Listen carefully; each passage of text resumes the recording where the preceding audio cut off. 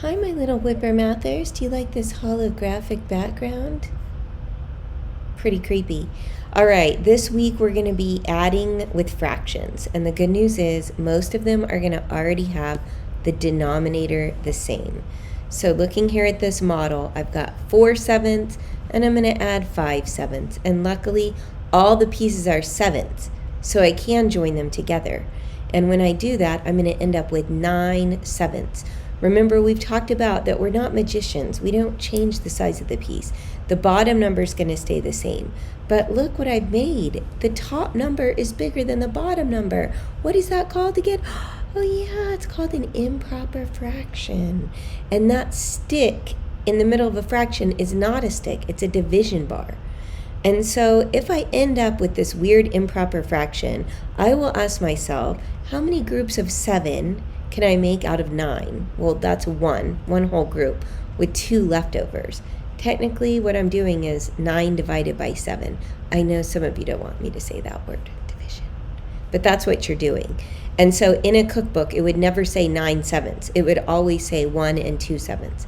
And if you use your eyeballs to kind of pretend that those 3 have moved on over, we would have 2 leftovers. Now, here's where things are going to get a little bit tough.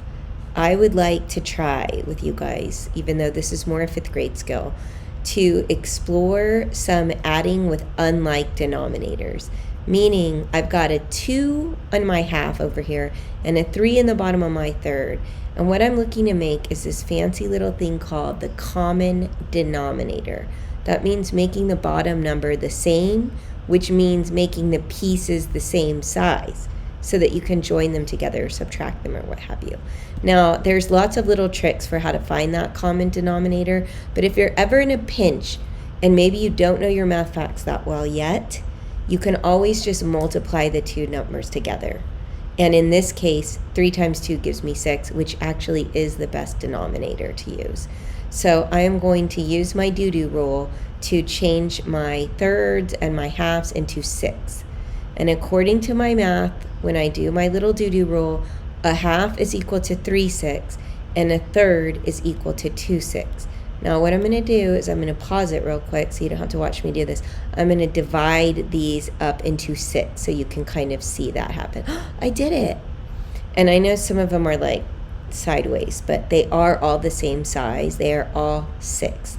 And indeed, 1/2 equals 3/6 and 1/3 equals 2/6. And now that they are all 6, I can join them together.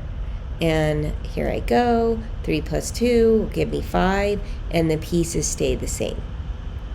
And then last but not least, there's one more thing I want to show you that I think that we can explore doing, which is a little bit weird.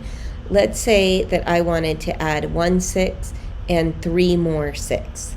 Easy enough. The bottom number is already the same. Fair enough. When I add it up, I get 4 6. 3 plus 1 is 4. The size of the piece does not change. Why am I not finding this answer anywhere on my riddle sheet or in my cookbook or wherever I'm looking? Why? Because we need to simplify it.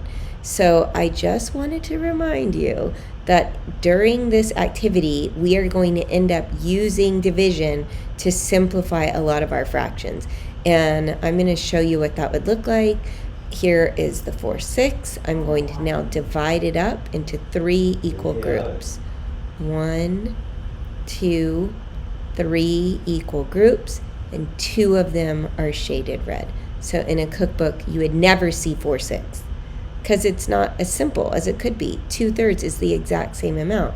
It's a lot easier to make. So be on the lookout for that as we explore with fractions this week. I think you're going to find it fun. I know I say that every week. It's a lie. Just kidding, it's the truth.